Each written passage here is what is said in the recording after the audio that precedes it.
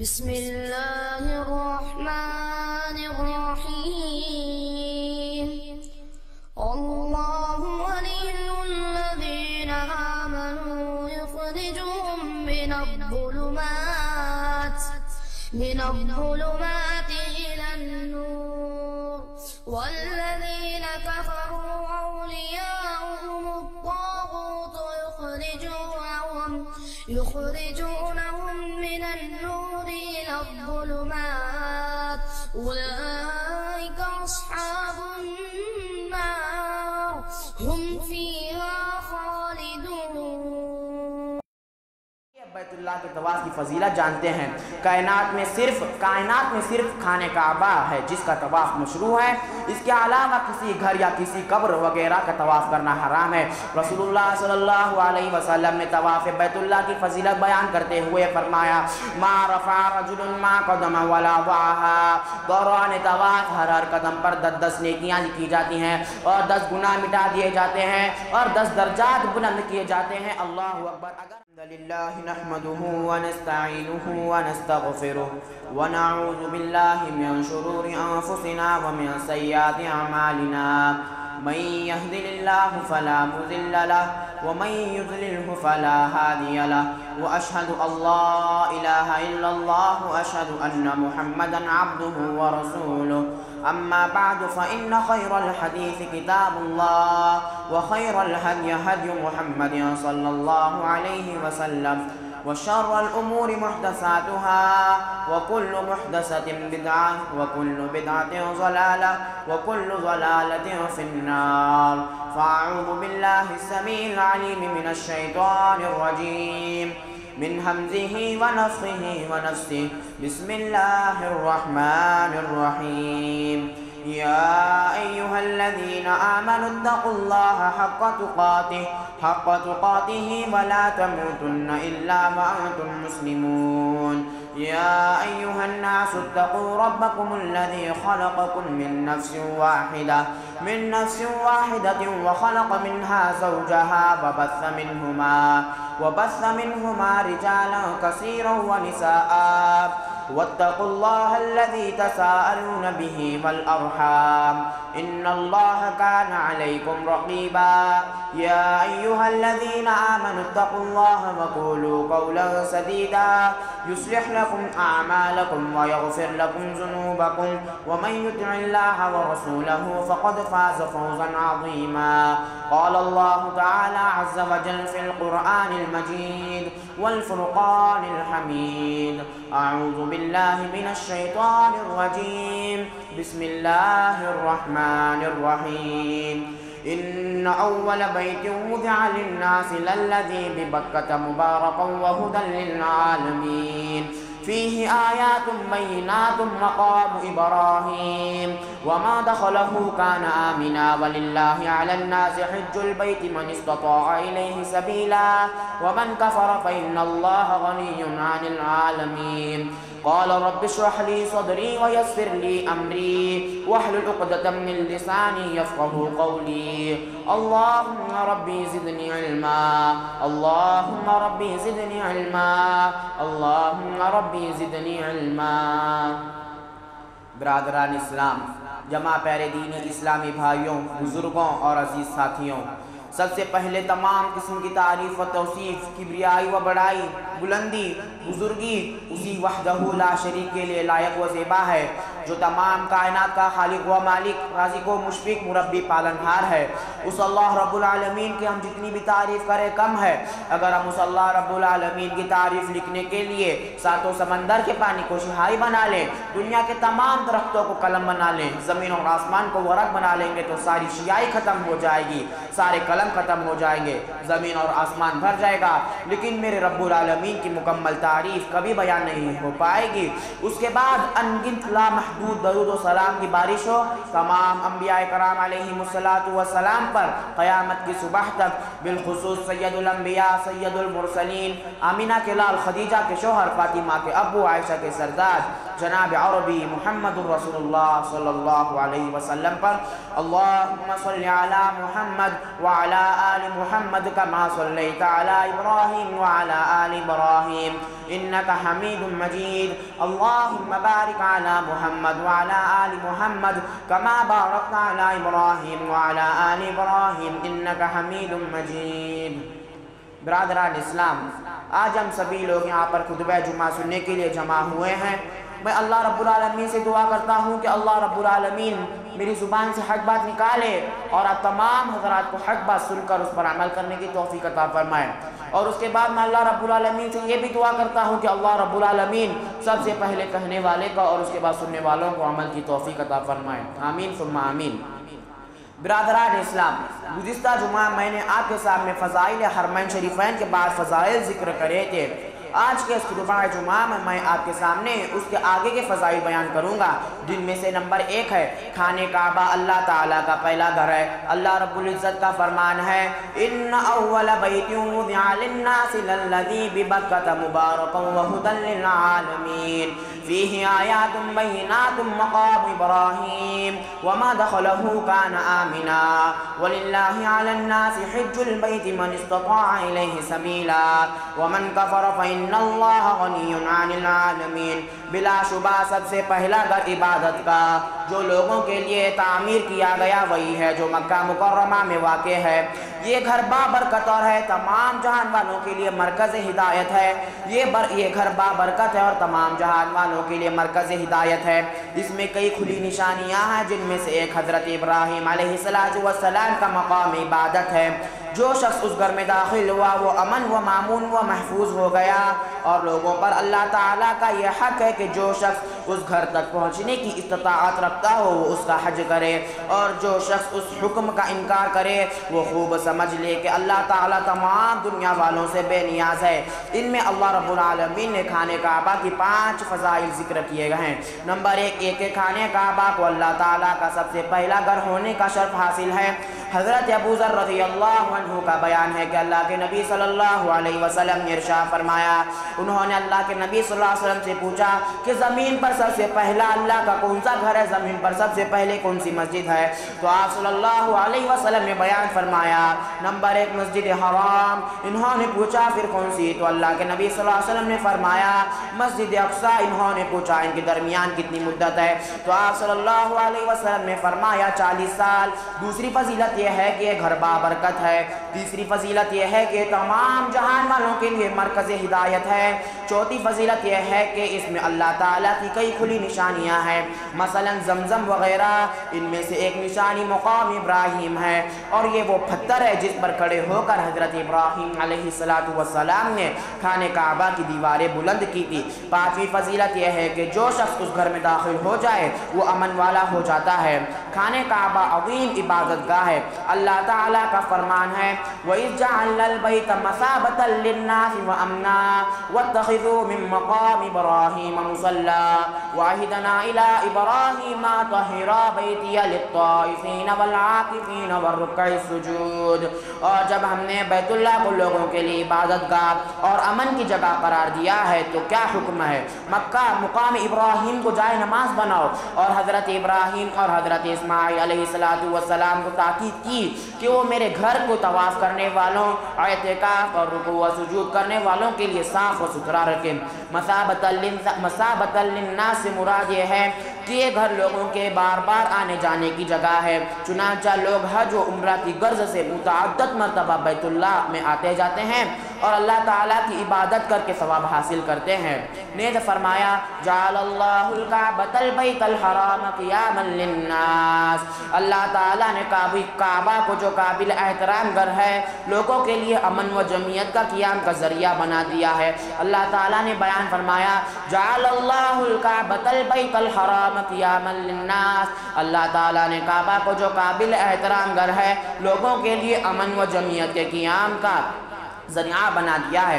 مولانا عبد الرحمن کیلانی رحمہ اللہ علیہ اس آیت کی تفسیر میں لکھتے ہیں کہ قیام للناس کے 3 الگ الگ مطلب لیے جا سکتے ہیں اور وہ تینوں ہی درست ہیں. نمبر 1 الناس سے مراد اس دور کے اور اس سے پہلے اور پچھلے قیامت تک کے سب لوگ مراد لیے جائیں. اس صورت میں معنی یہ ہوگا کہ کعبہ کا وجود کل عالم کے قیام اور بقا کا باعث ہے اور دنیا کا وجود اسی وقت تک ہے جب تک خانہ کعبہ اور اس کا احترام کرنے والی مخلوق موجود ہو. جب اللہ تعالیٰ کو یہ منظور ہوگا کے کارخانہ عالم ختم ہو گیا ہے تو اس وقت بیت اللہ کو اٹھا لیا جائے گا، جیسا کہ سب سے پہلے اس زمین پر یہ مکان بنایا گیا تھا۔ امام بخاری نے اسی معنی کو ترجیح دی ہے اور اسی آیت کے تحت درج ذیل حدیث لائے ہیں۔ حضرت ابو ہریرہ رضی اللہ عنہ بیان فرماتے ہیں کہ اللہ کے نبی صلی اللہ علیہ وسلم نے ارشاد فرمایا، جو لوگ اللہ رب العالمین کے اس گھر کا طواف کریں گے اللہ رب العالمین ان کو بہت زیادہ ثواب دے گا۔ دوسرا، الناس سے مراد عرب لوگ لیے جائے جو حرمت سے سفر کرتے ہیں، بالخصوص جب وہ قربانی کا پٹا والے جانور بھی بغرض قربانی کے ساتھ لے جا رہے ہیں، کیونکہ سب قبائل عرب ایسے جانوروں کا احترام کرتے تھے اور یہ سب کچھ کعبہ کے تقدس کی بنا پر تھا۔ حج و عمرہ کرنے والے اور تجارتی قافلے انتہائی سال نہایت اطمینان سے سفر کرتے تھے۔ اسی طرح کعبہ پورے ملک کی تمدنی اور معاشی زندگی کا سہارا بنا ہوا تھا، بلکہ اس سے بھی زیادہ کہ نیز انہیں دوسرے بھی بہت سارے معاشرتی اور سیاسی فوائد حاصل تھے۔ تیسرا، الناس سے مراد یہ ہے کہ مکہ اور اس کے ارد گرد کے لوگ لیے جائیں۔ اس صورت میں معنی یہ ہوتا ہے کہ بے آب واقعہ وادی میں کعبہ کا وجود مکہ اور آس پاس کے تمام لوگوں کی معاش کا ذریعہ ہے۔ اقصائے عالم سے حج و عمرہ کے لیے آنے والے لوگوں کو قیام و طعام اور نقل و حرکت کی خدمات مہیا کرنے کے عوض ان لوگوں کو اتنی آمدنی حاصل ہو جاتی ہے جس سے وہ سال بھر گزارا کر سکتے ہیں، بلکہ اس سے بھی زیادہ نیز انہیں دوسرے بھی بہت سے معاشرتی اور سیاسی فوائد حاصل ہو رہے ہیں۔ حرم مکہ میں کجروی اختیار کرنے کا ارادہ کرنے پر شدید وعید۔ حرم مکہ مکرمہ اللہ تعالیٰ کے نزدیک اس قدر محترم و مقدس ہے کہ اس میں کجروی، برائی یا شرارت کا ارادہ کرنے پر بھی اللہ تعالیٰ نے دردناک عذاب کی وعید سنائی ہے۔ فرمان الہی ہے، ان الذین کفروا ویصدون عن سبیل اللہ والمسجد الحرام الذی جعلنا للناس سواء العاکف فیہ والباد ومن یرد فیہ بالحاد بظلم نذقہ من عذاب علیم۔ بلا شبہ جو لوگ کافر ہیں اور لوگوں کو اللہ کی راہ سے اور مسجد حرام سے روکتے ہیں، مسجد حرام جس میں ہم نے وہاں کے باشندوں اور باہر سے آنے والوں کے حقوق برابر رکھے ہیں، اور جو کوئی ازراہ راہ ظلم مسجد حرام میں کجروی اختیار کرنے کا ارادہ کرے گا اسے ہم دردناک عذاب جھکائیں گے۔ اصحاب الفیل اور خانہ کعبہ کی حفاظت۔ ملک یمن کا گورنر ابرہہ جب ہاتھیوں کی فوج کے ساتھ خانہ کعبہ پر حملہ آور ہوا تو اللہ تعالیٰ نے اپنے اس گھر کی حفاظت فرمائی اور حملہ آور فوج کو چھوٹے چھوٹے پرندوں کے ذریعے ہلاک کر دیا۔ یہ بھی اس گھر کی فضیلت ہے۔ اللہ تعالیٰ کا فرمان ہے، الم تر کیف فعل ربک باصحاب الفیل الم یجعل کیدہم فی تضلیل وارسل علیہم طیرا ابابیل ترمیہم بحجارۃ من سجیل فجعلہم کعصف مأکول۔ کیا آپ نے دیکھا نہیں کہ آپ کے رب نے ہاتھی والوں سے کیا سلوک کیا؟ کیا اس نے ان کے تدابیر کو بیکار نہیں بنا دیا تھا اور ان پر پرندوں کے گول بھیج دیے جو ان پر کنکروں کو پھینکتے تھے، پھر انہیں یوں بنا دیا جیسے کھایا ہوا بوسا ہو۔ یہ واقعہ مختصراً یوں ہے کہ یمن میں اہل حبشہ کی عیسائی حکومت قائم تھی اور ابرہہ نامی ایک شخص اس کا گورنر تھا۔ وہ بیت اللہ کی عزت و عظمت سے بہت حسد کرتا تھا اور وہ یہ چاہتا تھا کہ عرب بھر میں صنعاء کو وہی حیثیت حاصل ہو جو مکہ کو حاصل ہے، اور خانہ کعبہ کے وجہ سے جو سیاسی، تمدنی، تجارتی اور معاشی فوائد قریش مکہ حاصل کر رہے ہیں وہ ہماری حکومت کو بھی حاصل ہو۔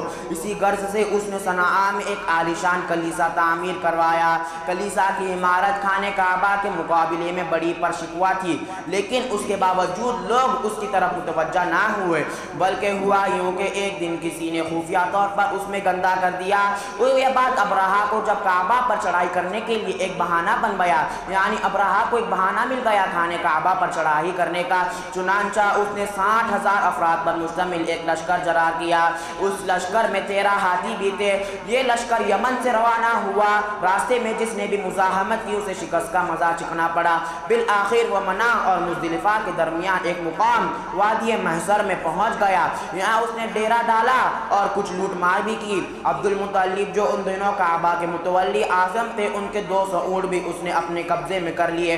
ابرہہ نے اہل کعبہ کو پیغام بھیجا کہ میں آپ لوگوں سے لڑنے نہیں صرف کعبہ کو ڈھانے آیا ہوں اور میں گفت و شنید کے لیے بھی تیار ہوں۔ اس پیغام پر عبد المطلب اس سے گفتگو کرنے کے لیے اس کے ہاں چلے گئے۔ پھر ان دونوں کے درمیان ایک مکالمہ ہوا۔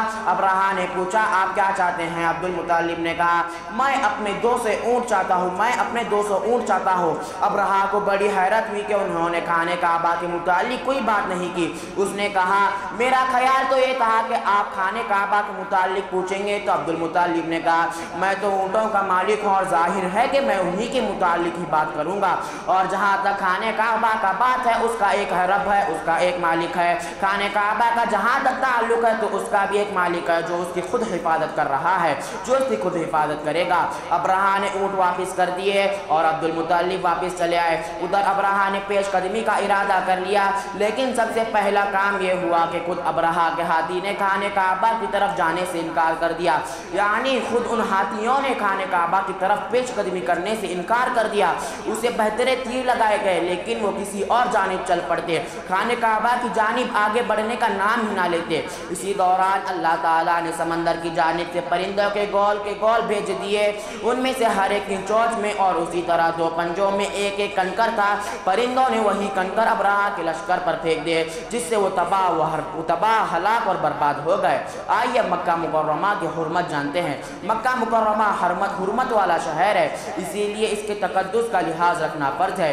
اس کی حرمت کی بنا پر رسول اکرم صلی اللہ علیہ وسلم نے اس کے بعد خاص احکامات فتح مکہ کے موقع پر یوں بیان فرمائے۔ اللہ کے نبی صلی اللہ علیہ وسلم نے ارشاد فرمایا بے شک اس شہر کو اللہ تعالیٰ نے اس دن سے حرمت والا قرار دیا ہے جب سے اس نے آسمانوں اور زمین کو پیدا کیا، اور وہ قیامت تک اللہ کی حرمت کے ساتھ حرمت والا ہی رہے گا۔ مجھ سے پہلے کسی شخص کے لیے اس میں جنگ کرنا حلال نہیں تھا، یعنی اللہ کے نبی صلی اللہ علیہ وسلم نے بیان فرمایا میرے سے پہلے کسی شخص کو یہ اجازت نہیں تھی کہ وہ خانے کعبہ میں جنگ کرے، لیکن مجھ پر حلال ہے اور مجھے بھی محض دن کی ایک گھڑی میں اس میں جنگ کرنے کی اجازت دی گئی ہے۔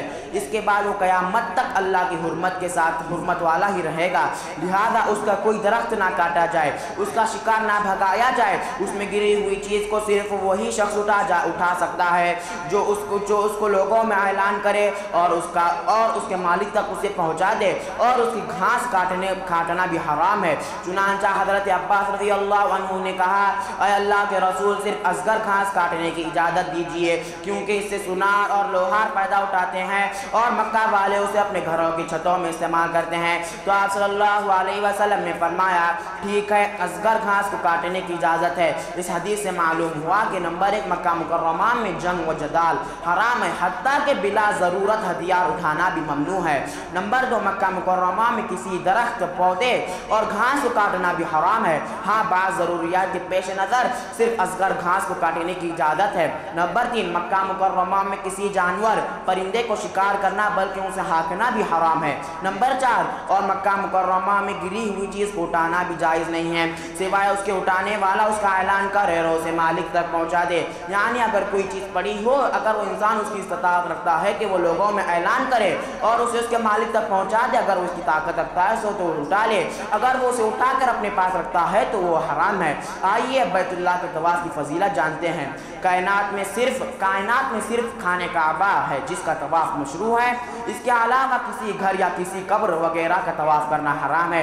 رسول اللہ صلی اللہ علیہ وسلم نے طواف بیت اللہ کی فضیلت بیان کرتے ہوئے فرمایا ما رفع رجل ما قدم ولا وضعها، دوران طواف ہر قدم پر 10 نیکیاں لکھی جاتی ہیں اور 10 گناہ مٹا دیے جاتے ہیں اور 10 درجات بلند کیے جاتے ہیں۔ اللہ اکبر! اگر ہم خانے کعبہ کا طواف کریں گے تو اللہ رب العالمین ایک قدم پر 10 نیکیاں لکھتا ہے اور 10 گناہ مٹاتا ہے اور 10 درجات بلند کرتا ہے۔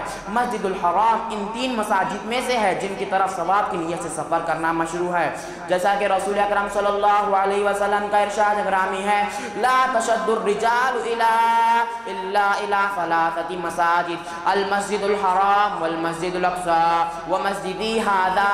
ثواب کی نیت سے صرف 3 مساجد کی طرف سفر کیا جا سکتا ہے، جن میں سے نمبر 1 ہے المسجد الحرام والمسجد الاقصى، یعنی مسجد اقصی اور مسجد حرام اور اللہ کے نبی نے بیان فرمایا وہ مسجدی ہاذا، اور میری مسجد یعنی مسجد نبوی۔ اس حدیث سے ثابت ہوا کہ انہی 3 مساجد کی طرف ہی ثواب کی نیت سے سفر کیا جا سکتا ہے، ان کے علاوہ کسی اور مسجد یا مزار کی طرف ثواب کی نیت سے سفر کرنا مشروع نہیں۔